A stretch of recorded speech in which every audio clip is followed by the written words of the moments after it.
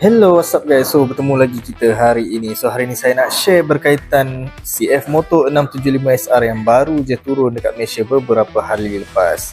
So, motor ni dikuasakan dengan 675cc punya enjin, 3 silinder, liquid cool, double overhead cam engine. So, dia dapat menghasilkan 95 horsepower pada 11,000 rpm dan 75 Nm torque pada 8,250 rpm. So, karakter dia agak kepada perfect balance, speed and stability lah. Dia ada pickup, at the same time dia ada top speed. Design dia sangat ergonomik dan riding position dia agak agresif.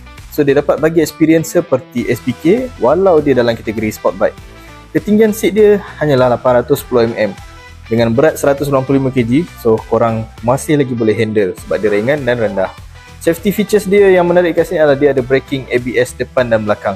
Caliper dia pakai Hotahuan 2 level traction control. Bahagian depan ada 4 port caliper dan belakang ada 1 port lah. Dia ada slipper clutch juga, CF slipper clutch. Kemudian di-includekan dengan quick shifter. So features menarik lainnya adalah meter TFT. Dia ada 2 charging port Type C dan Type A di bawah meter dia. Boleh connect dengan CF Moto Ride app. Dia ada tire pressure measurement dan any information semua berkaitan dengan motor ada dekat meter lah.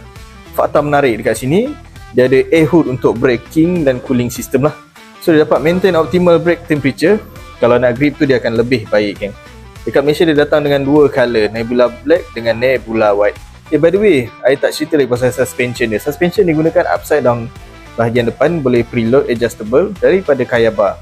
Sama juga dengan bahagian belakang, preload adjustable monoshock daripada Kayaba. Exhaust dia honeycomb design. So dengan harga RM37888, 37,888 limited unit. DP dia serendah 3K bulanan. Manakala 7 tahun lebih kurang 580 lebih saja. Korang rasa berbaloi tak dengan apa yang korang dapat? Segala teknologi diorang ni bagi saya sangat-sangat berbaloi. By the way, top speed dia 230 dan ke atas tau. Not bad lah kan. Untuk korang guna harian pun seronok juga. Okay gang, jumpa lagi next video. Bye bye.